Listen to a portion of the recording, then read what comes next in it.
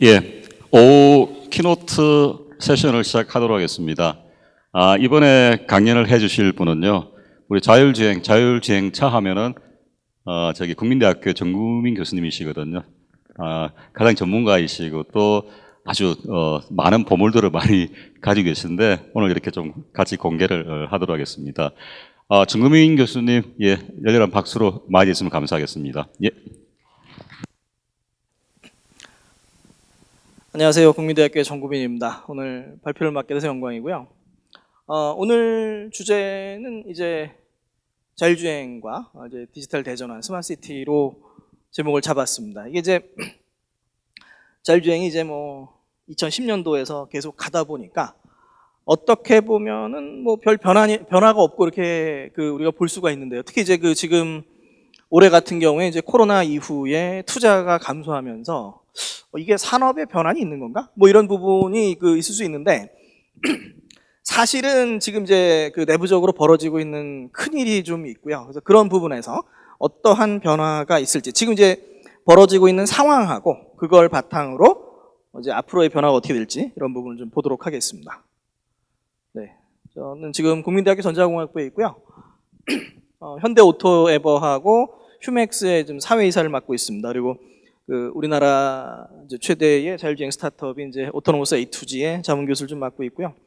작년에 오토노머스 A2G가 달린 자율주행 실증 거리가 미국 캘리포니아 교통국 기준으로 5위 수준입니다. 한 11만 정도 작년에 달렸는데 캘리포니아 교통국이 작년에 400만 마일을 달렸거든요. 근데 그 중에 320만 마일이 이제 구글하고 GM 크루즈가 달렸고요. 거기가 메인이고 이제 나머지 쭉 있는데 5위권 수준이에요. 그래서 우리나라에서도 이제 자율주행을 상당히 좀 잘하고 있다. 그 다음에 우리나라 도시 10개에서 달리는데요.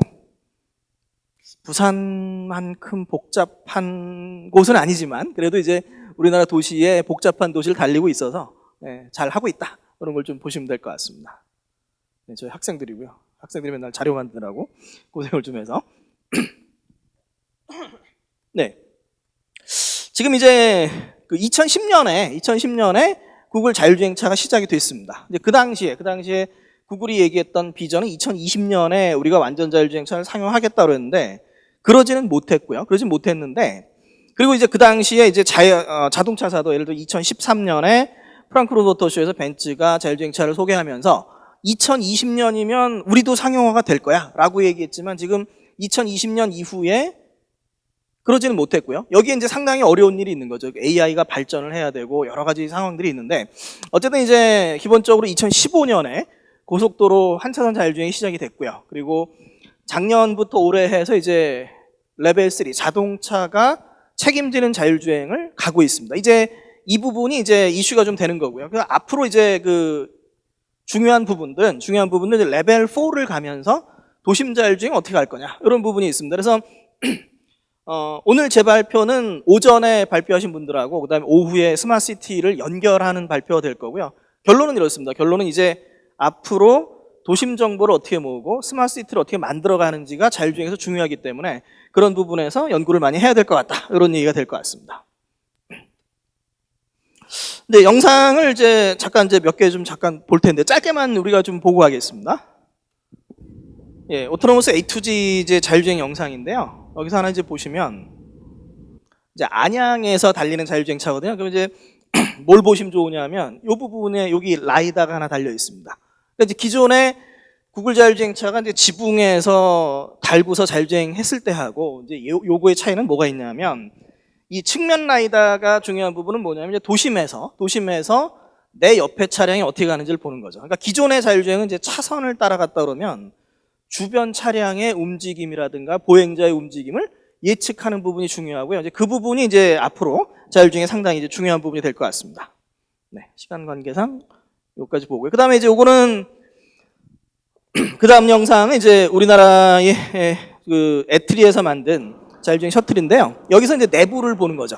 앞으로 자율주행차가 상용해 가면 이제 내부에서 예를 들어 차창으로 AR로 띄워주고 도시 정보도 보여주고 저기에는 광안대교가 있습니다. 이런 것도 보여주고. 그러니까 관광이라든가 이런 다양한 응용에 쓸 수 있고요. 그 다음에 이제 내부에서 이제 거실을 그대로 옮겨놓은. 그럼 이제 앞으로 이제 나올 게 가전하고의 연결이 어떻게 될 거냐. 뭐 LG도 있고 삼성도 있고 이제 이런 부분들이 중요해지게 될 것 같습니다. 다음에 이제 올 초에 LG가 발표했던 옴니팟이고요. 지난주에 이제 전시회 한번 잠깐 소개가 됐었는데 내부에 디스플레이가 많아지고 이제 가는 거죠. 이런 부분들이 이제 앞으로 자율주행차에서 펼쳐질 거다라는 게 이제 이번 제 발표의 주제가 될 것 같습니다. 그럼 이제 원래는 이제 자율주행의 단계, 그러니까 운전자동화 단계는 원래는 이제 운행하는 상황에서 이게 자동차가 주도권에 있느냐 뭐 이런 부분이 될 텐데, 그러니까 운행 자체에 포커스가 있고, 그러니까 요 정의에는 뭐냐면 차 자체에 대한 정의를 하진 않았어요. 차가 레벨 4다 이런 정의를 하진 않았는데, 어쨌든 이제 레벨 2까지는 운전자가 이제 책임을 져야 되는 거고요. 레벨 3 상황에서는 부터는 이제 자동차가 이제 책임을 지는데, 사고가 나도 자동차가 책임을 지는데, 다만 이제 레벨 3 같은 경우에는 위급 상황에서 사용자한테 제어권을 넘겨줘야 됩니다. 이 부분이 남아 있고요. 근데 레벨 4 같은 경우는 이제 위급 상황도 자율주행차가 처리하도록 되어 있고요. 그래서 레벨 4 전용 차량, 그러면 이제 앞으로 운전대가 사라지고 아까 우리가 이제 봤던 것처럼 내부 실내 공간을 강조하는 이런 자율주행차가 좀 나올 거다. 이렇게 좀 볼 수가 있을 것 같습니다.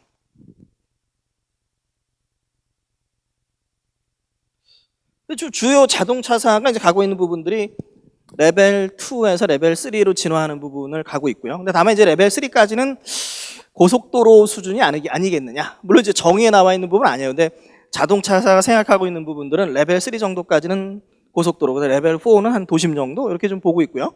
테슬라가 이제 법적으로는 레벨 2고요. 법적으로 레벨 2인데 어쨌든 이제 고속도로에서 도심을 푸는 것을 이제 가고 있습니다.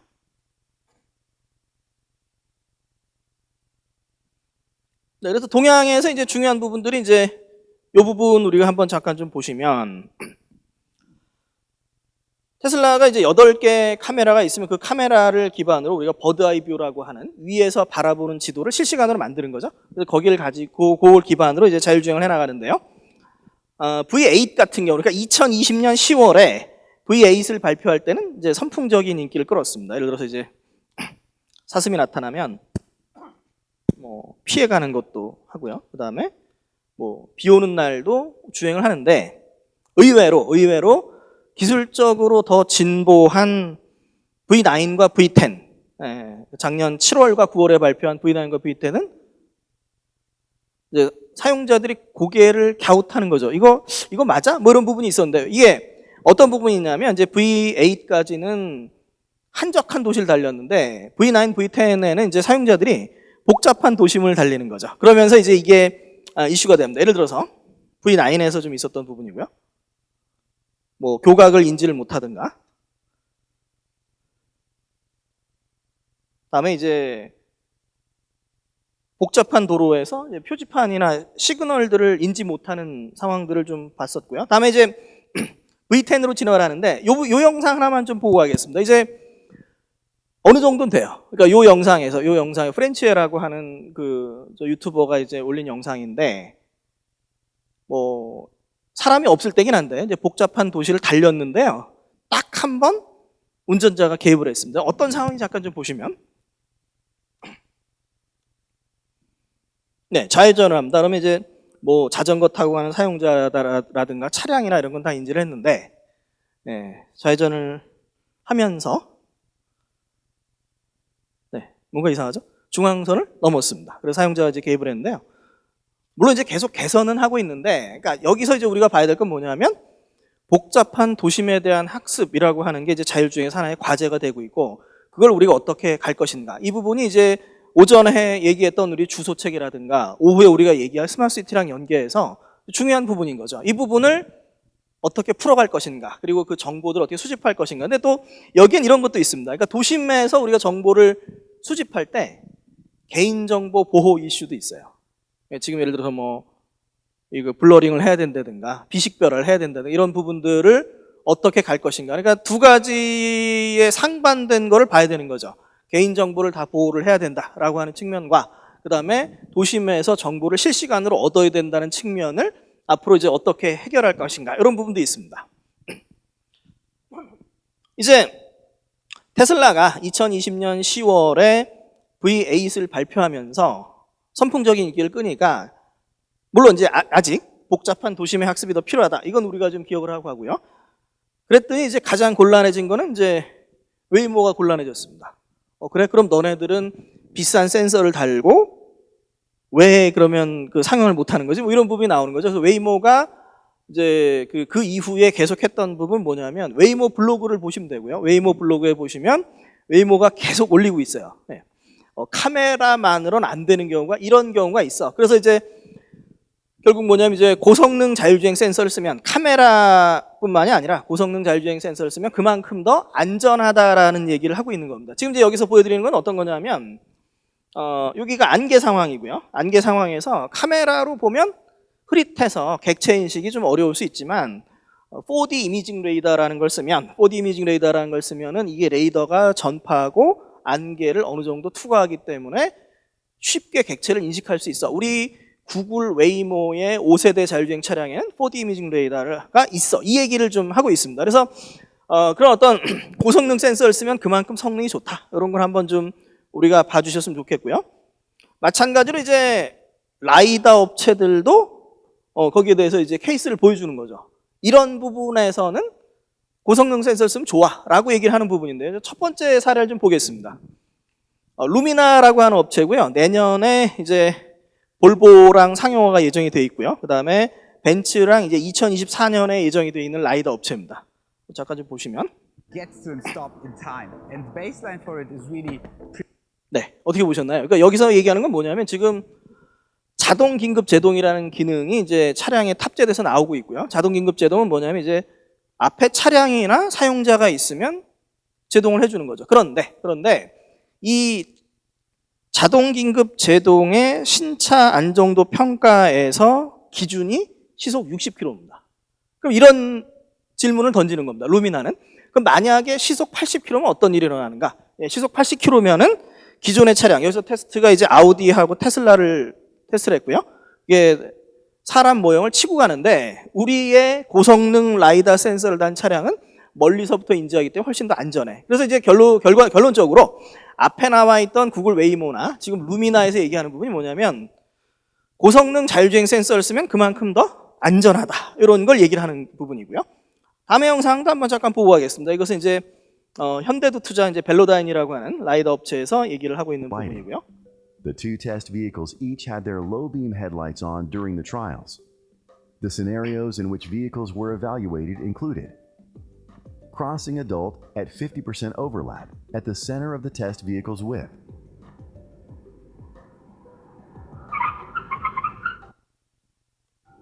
네, 어떻게 보셨는지. 그러니까 여기 얘기하는 부분은 그러니까 기존의 차량들이 야간에 자동 긴급 제동이 약할 수 있는데 카메라만 레이더만 쓰면 약한데 벨로다인에서는 이제 고성능 라이다 센서를 썼더니 역시 멀리부터 인지해서 훨씬 더 안전하다라는 얘기를 하고 있고요. 지금 이제 이런 어떤 고성능 센서에서 훨씬 더 안전하다라고 하는 측면과 그런데 라이다 센서가 가격이 워낙 비싸니 현실적으로 카메라 가지고 가자라고 하는 그 두 개의 방법론의 어떤 경쟁의 측면들 이런 걸 하나 좀 봐주셨으면 좋겠고요. 다음에 이제 또 하나는 뭐가 있냐면 지금 방금 보신 그 야간 긴급 제동 같은 경우에는 미국의 IIHS에서 이제 이슈를 제기했어요. 그러니까 야간에 보행자 사고가 많은데 그 부분에서는 기존에 있는 차량들이 약하니까 어떻게 좀 우리가 앞으로 이거를 제도화하기 위한 고려를 해야 된다. 그러니까 앞으로 어떤 그 자율주행을 위해서 여러 안전성을 위해서 다양한 센서들이 추가될 수 있다. 이런 거를 이제 우리가 한번 볼 수가 있을 거고요. 이제 작년 말부터 올해 해서 이제 자율주행 레벨 3 차량이 상용화가 되고 있습니다. 다만 이제 뭐가 좀 이슈가 있냐면 고속도로에서 시속 60km 이하입니다. 상당히 애매해요. 그죠? 고속도로는 뭐 100km 이상 쫙 달려야 되는데 시속 60km 이하만 책임지겠다라고 하는 부분들은 고속도로에서 막힐 때만 책임지겠다고 하는 부분이고요. 사실 여기에 약간의 맹점이 있습니다.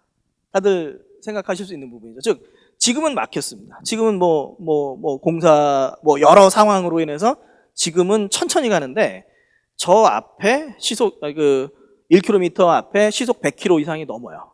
그럼 뭐냐면 시속 60km를 넘는 순간 차량에서 운전자로 제어권이 넘어와야 되고 운전자가 저걸 받아야 되는 거죠. 운전자가 레벨 2로 바꾸든 해야 되는데 만약에 운전자가 제어권을 안 받으면 어떻게 되느냐. 이 문제가 아직 남아 있습니다.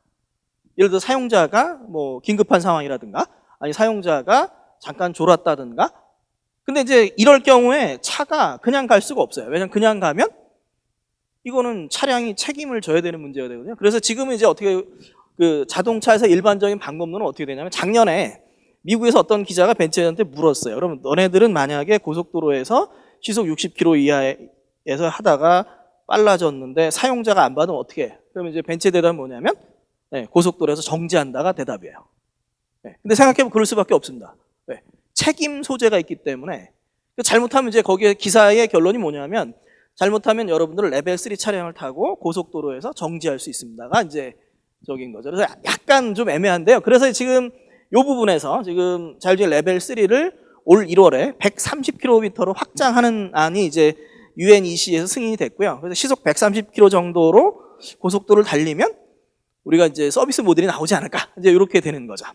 네. 아무튼 지금 이제 자동차사가 사고가 나면 책임을 져야 돼요. 그래서 그 부분을 보완하기 위해서 지금 자동차사가 라이다 센서를 레벨 3부터는 다 넣고 있습니다. 다만 이제 지금 이게 최초 상용화가 되게 애매한데요. 그러니까 아마 기사를 좀 보셨을 거예요. 현대가 두 번째다. 이런 건 보셨을 텐데 현대가 두 번째일 수도 있고 아닐 수도 있고 이런 게 좀 있는데요. 두 번째라고 하는 이유는 이제 뭐가 있냐면 작년에 혼다가 제일 먼저 상용화했다고 발표를 했는데요. 혼다가 만든 차량은 시판 차량이 아니고 한 200대 정도의 차량만 만들었습니다. 그래서 최초의 대량 양산이 요 벤츠가 되는 부분이고요. 만약에 현대가 내년에 이제 레벨 3를 내놓으면 그런 의미에서 이제 세계 두 번째가 될 수 있습니다. 사실 이제 뭐 2015년에 이제 고속도로 한 차선 자율주행을 할 때 이제 테슬라 다음에 현대가 이제 두 번째였기 때문에 이제 그런 부분에서는 또 우리나라의 기술력이 또 괜찮다고 좀 볼 수도 있고요. 네, 2020년 3월에 이제 구글 5세대 자율주행 센서 시스템을 잠깐 보겠습니다. 이게 구글이 이제 도심에서 뭐 운전자 없는 자율주행도 하고 뭐 이런 센서 시스템이고요. 근데 여기에서 이제 그 보시면은 중요한 부분들이 이제 이 부분이 계속 강조를 하고 있는 부분이고요. 그러니까 원래 구글 자율주행 차량은 위에 있었는데 옆에도 붙입니다. 옆에 붙이는 이유는 뭐냐면 복잡한 도심에서 옆에 있는 주위 차량들의 움직임을 파악하기 위해서 이걸 넣는 거죠. 이 부분이 이제 상당히 중요한 부분이 되고요. 다음에 요 레이더 측면에서는 이제 이미징 레이더 시스템, 4D 이미징 레이더라고 하는 레이더로 공간을 인식할 수 있는 이런 센서들을 넣고 있습니다. 다음에 요 그림들은 이제 작년에 독일 모터쇼에서 현대와 폭스바겐이 발표한 정확히는 이제 모셔널이고요. 현대랑 앱티브가 합작한 모셔널에서 만든 자율주행 차량인데요. 여기도 보시면 네, 센서가 한 30개씩 달려 있습니다. 그러니까 도심에서, 그러니까 뭐 맑은 대낮에 주위 차량이 없는 한적한 도로를 달릴 때는 상관이 없지만 꽉 막힌 도로나 차량이 많은 데를 달릴 때는 주위 차량의 움직임을 파악을 해야 된다는 얘기고요. 그래서 여기 보면 이제 메인 라이더 센서가 하나 있고요. 그 다음에 측면에 라이더 센서가 들어 있습니다. 그래서 주위 차량이 옆 차량이 나한테 붙는데 오케이, 그럼 내가 좀 피해야 되겠네. 뭐 이런 부분들을 이제 가는 부분이죠. 그래서 지금 이제 쭉 보여드린 부분을 보면 어떤 테슬라가 이제 고속도로에서 도심으로 들어왔고요. 그 다음에 도심으로 들어올 때 안전성을 위해서 4D 이미징 레이더라든가 라이다 센서를 써주면 더 좋다. 그래서 고성능 자율주행 센서를 쓰면 더 좋다. 이제 이런 게 이제 핵심이 될 것 같습니다. 네, 현대차에서 이제 라이다를 집어넣으면 지금 예를 들어서 이제 요 기존 차량에서 끼어드는 차량이 있으면 약간 늦게 발견을 하게 되는데 그거를 이제 라이다 센서를 넓게 하면은 이제 이런 식으로 해서 그 커팅 차량들, 끼어드는 차량을 일찍 발견할 수 있고 더 안전하게 할 수 있다. 그 레벨 3를 위해서 이제 가겠다라고 하는 부분이고요. 현대는 아마 이제 발레오 센서로 좀 상용화를 하게 될 것 같고요. 그다음에 볼보 같은 경우에는 이제 내년도 그 2023년 모델부터 엔비디아 프로세서하고 루미나 라이다가 이제 들어가는 차량들을 본격적으로 상용을 할 예정입니다. 이 지붕에 달려있는 장거리 라이다가 되는데요. 이게 여러 의미가 좀 있고, 그러니까 엔비디아 프로세서라고 하는, 엔비디아가 인공지능에 많이 쓰였는데 자율주행은 아직은 상용화를 한 예가 없는데 이제 시작이 되는 거거든요. 그럼 이제 이런 엔비디아가 루미나를 통해서 만약 성공적으로 상용화가 되면 이게 이제 다른 업체들에 그대로 확산이 되면서 자율주행의 변혁이 일어나게 된다라는 게 사실은 이제 오늘 제가 말씀드릴 주제입니다. 그래서 도심주행이 이제 왜 어려운가라고 하는 부분들을 구글이 얘기한 부분을 잠깐 좀 보시는데, 그러니까 어떤 게 있냐면 이제 자율주행차가 좌회전을 하고요. 앞에서 좌회전을 하면 사람은 얘가 나를 피해가겠지라고 생각하는데 자율주행차는 제가 나한테 가까이 오네라고 생각할 수 있다는 거죠. 그럼 갑자기 구글 자율주행차가 급정거를 하면 뒤에 있던 사람 운전자가 그대로 추돌 사고를 내는 경우가 상당히 많았습니다. 이게 좀 문제가 됐고요. 그래서 화가 난 운전자가 다음부터 구글 자율주행차 보면 쫓아가서 추월한 다음에 급정거를 딱 하는데 얄밉게도 구글 자율주행차가 정지를 잘하더라. 뭐 이런 것도 좀 있는데 어쨌든 이제 이런 부분에서 나오는 게 이제 뭐가 있냐면, 그 다음에 여기 끼어들기도 마찬가지고요. 그 다음에 여기에서 이제 구글이 얘기한 건 뭐냐면, 인도에 사람이 많으면 자율주행차가 멈칫멈칫한다는 거죠. 저 보행자가 언제 뛰어들지 모르기 때문에. 그래서 안전이 중요하기 때문에 그런 부분이 있고, 결국 이제 나오는 부분들이 도심 주행에서는 이제 차선을 벗어난 문제가 되고요. 한적한 도로에서는 그냥 차선 따라가면 돼요, 차가. 근데 도심에서는 주위 차량들이 차선 넘어오기도 하고요. 여러 가지 상황들이 벌어지는 거죠. 그래서 차선을 넘어선 문제고 360도 센서를 배치해야 되고 주위 차량의 의도를 파악해야 된다. 그런 부분이 있고요. 작년 10월에 이제 웨이모가 뭐라고 발표했냐면, 좌회전이 정말로 어려운 도로는 아까 이제 테슬라의 문제도 좌회전의 문제로 우리가 볼 수 있는 거죠. 좌회전이 진짜 어려우면 피턴에서 우회전으로 가는 경우도 있고. 그 다음에 작년 11월에 이제 테슬라 사고가 하나 보고된 게 있습니다. 근데 뭐 원인이 정확하게 밝혀지진 않았지만 운전자 얘기는 뭐냐면, 테슬라 차량이 자율주행으로 좌회전을 하는데 옆 차량이 붙으면서 갑자기 이제 이 자율주행차가 확 꺾으면서 사고가 났다. 이렇게 보고를 했거든요. 그래서 결국은 우리가 이제 좌회전을 하다 보면, 교차로에서 좌회전을 하다 보면 나의 회전 반경하고 내가 회전 반경을 결정하는데 나만 결정하는 게 중요한 게 아니라 옆 차량이 어떻게 하는지도 봐야 되는 거죠. 옆 차량이 갑자기 회전을 확 꺾으면 나도 좀 꺾어야 되고, 이런 부분들이 이제 좀 앞으로 자율주행에서 보강이 돼야 된다. 이런 부분이고요. 크루즈 자율주행 같은 경우에는 이제 여전히 우회전 위주로 운행하고 있다. 이런 발표도 좀 했습니다. 그래서 그런 부분 한번 좀 보면 좋을 것 같고요. 그래서 요 GM 크루즈 자율주행 부분들, 야간 자율주행 얘기도 좀 하고 있고요. 그 다음에 이 부분 같은 경우도 이제 앞으로 발전을 좀 봐야 되는데요. 그러니까 박스카, 네모 반듯한 박스, 우리 건물도 네모로 짓고요. 제가 학교 다닐 때 네모의 꿈이라는 노래가 있었습니다.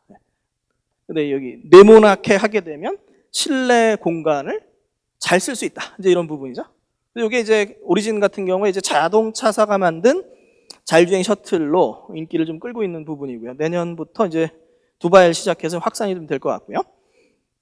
어쨌든 이제 우리가 보면은 레벨 4에 대한 고려, 당분간 어떤 그 한적한 도시에서의 또는 정해진 루트에서의 자율주행 셔틀이 앞으로 좀 이슈가 될 거다. 우리나라의 사례들을 좀 적어놨고요. 그 다음에 자율주행 트럭 부분들도 이슈가 좀 되고 있습니다.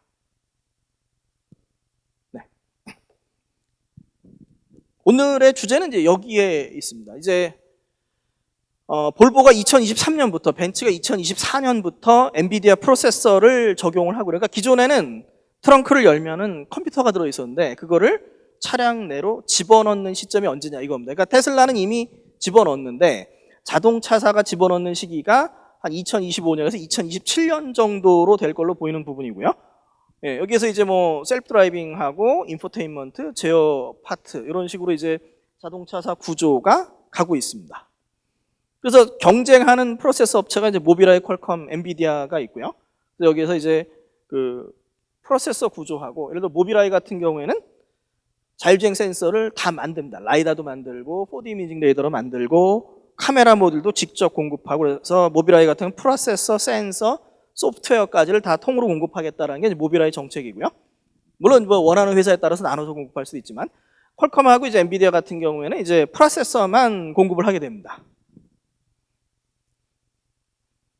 그래서 올해 모빌아이가 상장을 하는데요. 모빌아이 상장에 재밌는 부분이 뭐가 있냐면 4월에 이제 발표한 게 마이애미에서 자율주행을 했는데 차가 도착한 지 2주 만에 마이애미에서 자율주행을 했다고 발표를 했습니다. 이게 말이 될까요? 차가 도착한 지 2주 만에. 네. 말이 안 돼요. 말이 안 되는데 이게 왜 얘기가 되냐면 모빌아이는 지금 이제 모빌아이 카메라를 장착한 기존의 에이다스 차량에서 지도 정보를 다 수집을 하고 있고요. 그래서 이미 미국과 서유럽의 주요 도시의 정밀 지도를 가지고 있습니다. 그러니까 무슨 얘기냐면 이제 실제 차는 도착 안 했지만 가상 지도 위에서 AI로 자율주행을 미리 학습을 시켜놓은 다음에 차가 실제 실물차가 도착해서는 튜닝만 한 거죠. 그래서 2주 만에 자율주행을 했다 이런 얘기고, 그래서 자율주행 시뮬레이터가 또 하나 좀 중요한 이슈가 됩니다. 다음에 이제 엔비디아 같은 경우는 올해 이제 GTC 2022에서 이제 하이페리온 9 플랫폼을 발표를 했고요. 여기에 주요 이슈는 뭐냐면 이제 루미나 라이다도 있는데 4D 이미징 레이더를 강조한 부분도 있고요. 그다음에 여기 2000토스짜리, 그러니까 초당 2000조 연산을 하는 프로세서를 2024년이나 2025년부터 공급하겠다라고 발표를 했습니다. 일단은 지금 상용화되는 부분은 요 그 올인 프로세서에서 이제 250톱스 정도고요. 그래서 이제 지금 자율주행 상용화 동향을 보면 올해 5월에 폭스바겐이 큰 발표를 했고요. 어떤 발표를 했냐면 2026년부터 퀄컴 프로세서를 써서 자율주행차를 양산을 하는데, 그 프로세서에서는 퀄컴, 그 다음에 라이다 센서에서는 이스라엘의 이노비즈, 그 다음에 프로세서에도 이제 제어용 프로세서 이런 것도 있으니까 ST 마이크로라는 유럽 업체랑 협력하겠다라고 발표를 했습니다. 퀄컴의 계약 액수는 10억 유로고요. 그 다음에 이노비즈 라이다 계약 물량은 40억 달러입니다. 이제 2026년부터 본격적으로 프로세서와 센서가 들어간 차량을 양산을 하겠다는 얘기고요. 다음에 이제 볼보 같은 경우에는 이제 내년부터 엔비디아 프로세서하고 루미나 라이다를 장착한 차량을 양산하겠다고 발표를 했고요. 벤츠 같은 경우에 이제 엔비디아 루미나 구조가 2024년부터 양산을 시작하겠다고 발표를 했습니다. 이제는 어떻게 되냐면 이제 자율주행 프로세서와 라이다 센서와 이제 대량 양산을 가면서 센서 가격이 싸진다는 얘기고, 그 다음에 처리 소프트웨어 구조가 안정화된다는 얘기고, 그 안정화된 플랫폼 위에서 고민을 해야 되는 부분인 거죠. 차를 어떻게 설계할 것인가, 그 다음에 실내 공간을 어떻게 만들어 갈 것인가, 그 다음에 도시랑 어떻게 연결해서 도심 자율을 갈 것인가, 이 세 가지가 앞으로의 이슈가 될 것으로 생각이 됩니다. 네, 그래서 지금 니아에서 자율주행 2035 보고서를 하나 쓰고 있는데요. 내용을 일부만 가져왔어요. 일부만 가져왔는데, 일단은 뭐냐면 지금은 이제 자율주행 전용 플랫폼을 자동차 설계하는 단계고요. 요게 안정화가 되면 그 다음부터는 도심 자율주행과 서비스로 가게 되는 부분이고, 그래서 스마트시티에서 정보를 어떻게 얻을 것인가가 이제 중요해진다, 이런 얘기가 됩니다. 그래서 기존에는 운전이었던 거고요. 이제 앞으로는 이동으로의 변화가 이제 일어나는데, 이제 스마트시티에서 이제 자율주행을 어떻게 가져갈 것인가, 운전석이 없는 자율주행 부분들, 그다음에 운전 공간에서 생활 공간을 꾸미는 부분들, 이런 부분들을 한번 좀 보면 될 것 같습니다.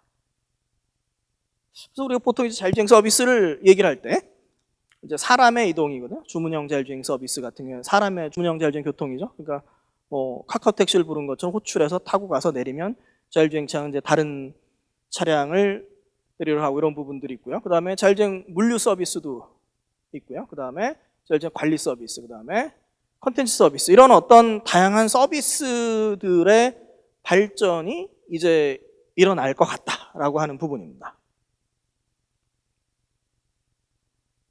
네, 그래서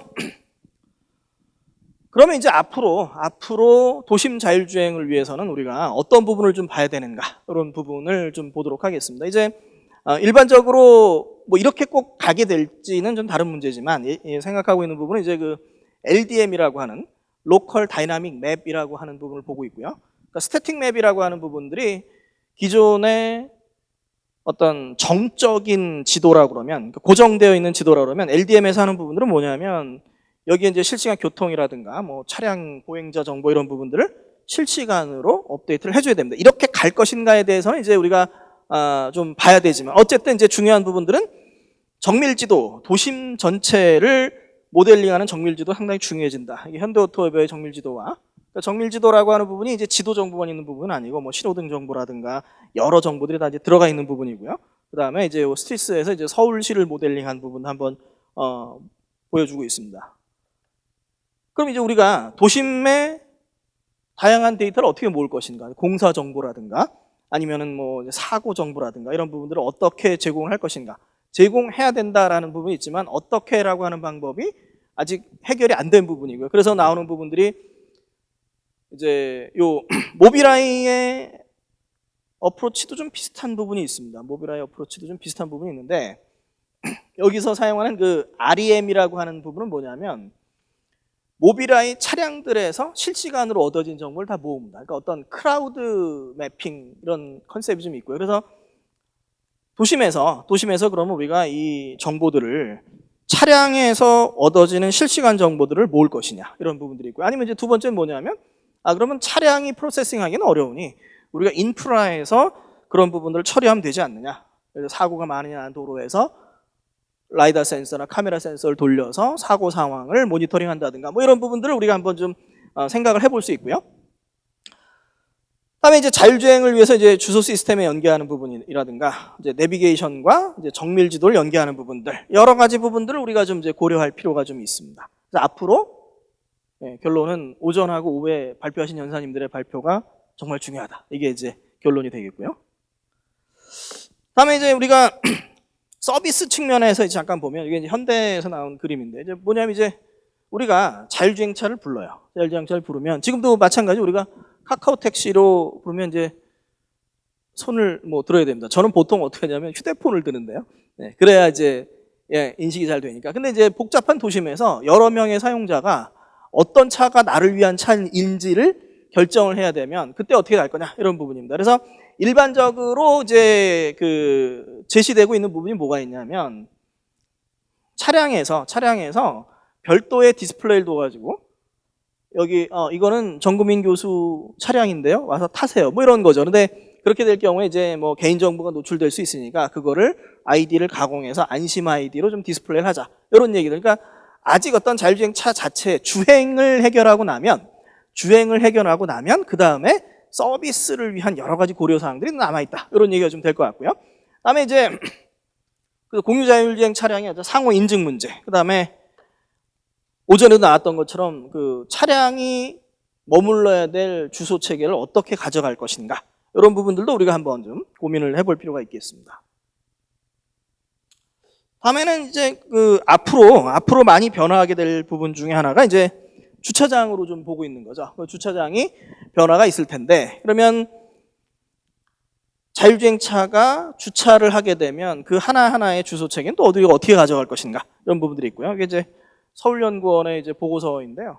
서울연구원 보고서인데 이제 이런 거죠. 그러니까 자율주행차가 알아서 주차를 하게 되면 지금은 사람이 내려야 되기 때문에 천장이 높지만 천장을 좀 낮추고 공간 효율성을 높일 수 있다, 이런 부분들이 있고요. 그러니까 여기 서울연구원 보고서의 핵심 뭐냐면 이런 겁니다. 그러니까 보통 도시 외곽에 충전소나 주차장을 두고 도심으로 접근하는 이런 방법론을 많이 얘기를 하는데, 서울은 너무 넓으니 그게 불가능하고, 예를 들어 각 구마다 또는 일정 지역마다 이런 어떤 자율주행 차를 위한 전용 주차 공간을 만들면 그 도심의 주차난을 해결할 수 있다, 이런 게 좀 하나 있고요.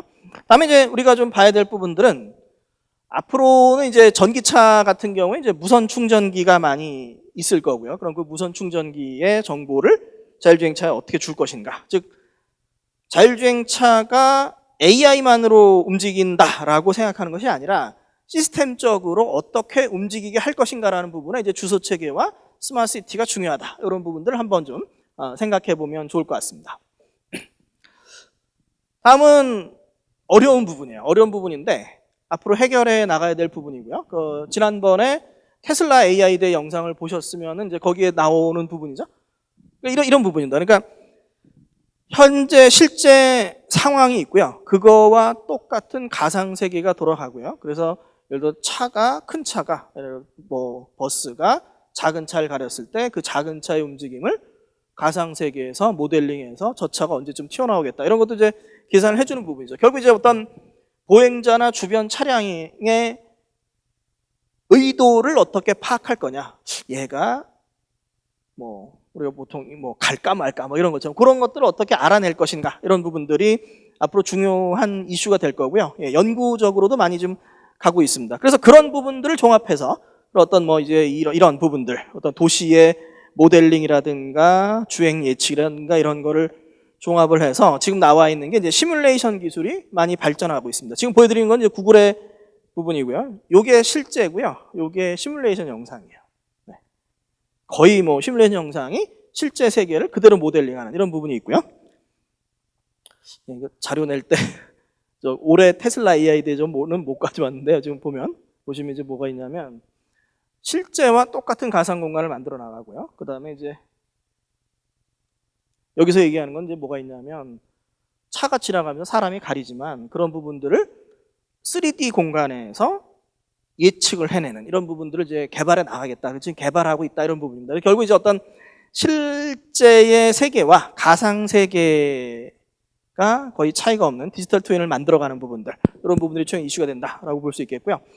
모라이라고 하는 업체는 이제 우리나라 업체입니다. 이제 카이스트 출신 분들이 이제 만든 회사이고요. 그래서 여기서 보면 이게 실제 도로고요. 그 다음에 이거를 가상화한 부분인데 뭐 거의 뭐 실제와 똑같은 부분들을 만들어 간다. 그래서 그런 가상 공간에서 AI를 테스트하고 사고를 줄이고 이런 부분들이 이제 중요하다라고 하는 부분들을 이제 보시면 될 것 같습니다. 오늘 이제 그 스마트시티 발표에서도 뭐 이제 그런 부분들이 많이 나오게 될 걸로 생각이 됩니다. 네, 정리하면은 멀지 않았습니다. 그러니까 밖에는 안 나오는데요. 밖에 뭐 이제 기사가 나오긴 하지만 이게 얼마나 변화가 큰지는 잘 안 보이지만 2025년에서 2027년이면 주요 자동차사의 자율주행 전기전자 소프트웨어 플랫폼이 안정화될 거고요. 그 센서도 안정화되고 이러면은 변화가 엄청납니다. 뭐냐면 지금 있는 자율주행 업체들 중에 자율주행 관련 업체들 뭐 센서고 소프트웨어고 관련 업체들 중에 많은 업체들은 사라질 수밖에 없어요. 이미 옥석이 가려지고 있거든요. 자동차사와 큰 계약을 한 뭐 루미나나 이노비즈 같은 경우에 JP 모건 보고서에 보면 이 업체들은 뭐 잘 될 거다. 근데 나머지 업체들은 잘 모르겠다. 이런 부분들. 그래서 지금 자동차사나 주요 부품사하고 협력하고 있는 업체들한테는 이제 좋은 기회가 될 거고요. 그러면서 이제 패러다임이 바뀌면 결국 중요한 부분들은 도심 모델링과 이제 자율주행 서비스로의 진화하고요. 그게 오늘의 결론인 디지털 대전환, 스마트시티가 될 것 같습니다. 사례들 한번 보여드렸고요. 그 다음에 소프트웨어 구조들도 이제 여기 어댑티브 오토사나 클래식 오토사 인포테인먼트 플랫폼을 가져가는 구조가 자동차사들 사이에 비슷한 구조가 이제 가고 있습니다. 네, 그래서 자율주행 가면서 이제 사람의 이동, 사물의 이동, 그다음에 차량의 변화와 이제 도시의 변화 이런 변화가 있을 수 있다라고 하는 부분이고요. 그다음에 이제 컨텐츠나 광고라든가 뭐 서비스 부분들 여러 서비스들이 가면서 이제 라이프 스타일의 혁신적인 변화가 일어나도록 이제 진화를 하게 될 거다. 이렇게 생각을 해볼 수 있겠습니다. 네. 제 발표는 여기서 마치겠습니다. 감사합니다. 감사합니다, 구미 선생님. 예, 발표 잘 들으셨는데 혹시 질문 있으시면은 손을 들어주십시오. 예.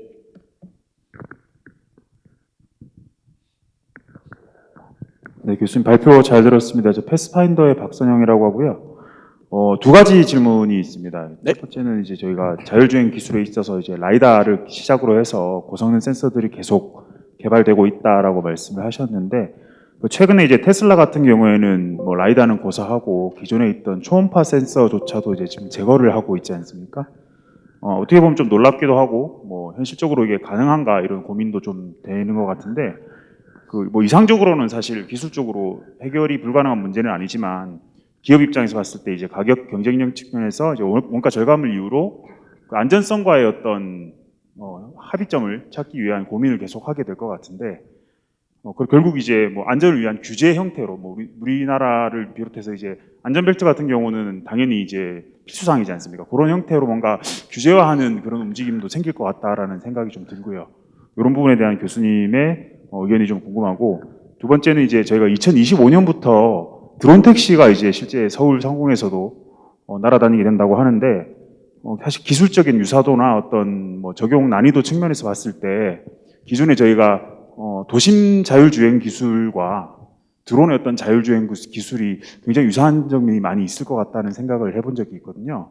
그런 측면에서 예를 들어서 이제 향후에 이 자율주행 기술이 자율 드론 주행 기술과 연결이 되는 부분이 있을지 교수님의 견해가 궁금합니다. 네.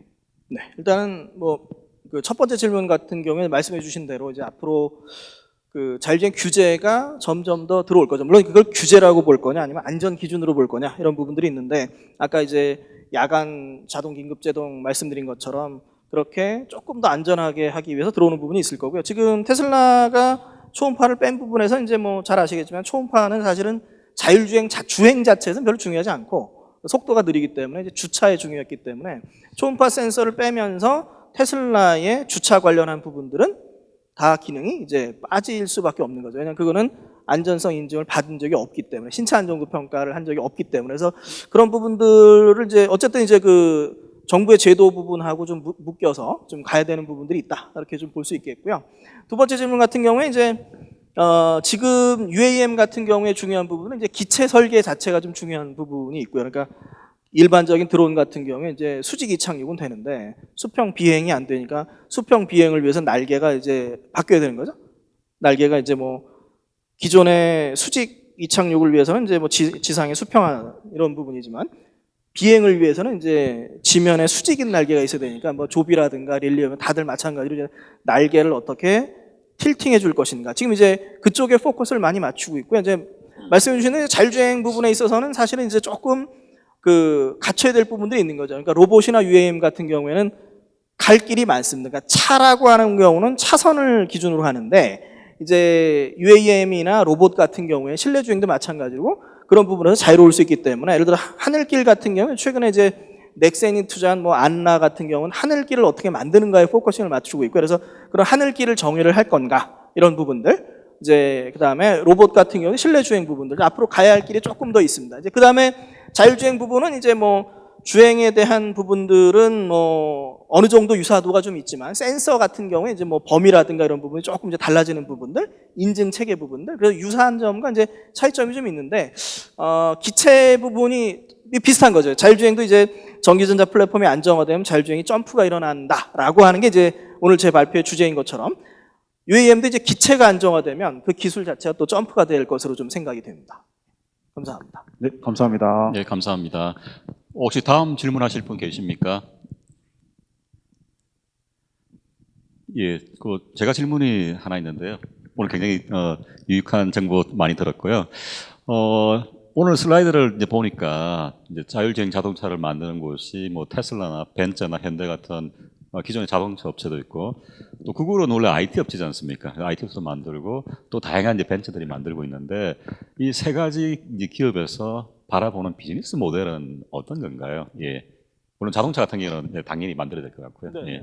지금 뭐 이제 테슬라 같은 경우는 빨리 이제 도심 자율주행을 안정화시키면서 전체 어떤 서비스 시장까지 같이 보겠다, 이런 부분이 좀 분명히 있고요. 그 다음에 자동차사 같은 경우는 지금 그 자율주행 쪽에서 사실은 이제 여기에서 도심 주행으로 넘어가면 모델이 많이 바뀌는데, 사실 벤츠도 서비스를 많이 가지고 있습니다. 서비스 회사들이 많이 있는데 그게 어떻게 연계가 될까라는 게 상당히 이제 궁금한 부분인데요. 일단은 기본적으로 어떤 그 레벨 3, 4 쪽을 자율주행을 가는 부분들에 일단은 포커스를 맞추고 있고, 자동차사의 포커스에서 이제 서비스를 어떻게 연결할 것인가는 이제 과제가 되는 부분이 있는 것 같습니다. 다음에 구글 같은 경우는 조금 좀 다른 부분인데, 구글 같은 경우는 그러니까 실제 차를 만들지 않는 상황에서 상당히 비즈니스 모델에 애매한 부분이 좀 있는데요. 최근에 구글의 행보는 어디를 가 있냐면 이제 자율주행 트럭을 또 많이 보고 있습니다. 왜냐하면 이 트럭 부분들이 또 이제 시장이 상당히 크기 때문에,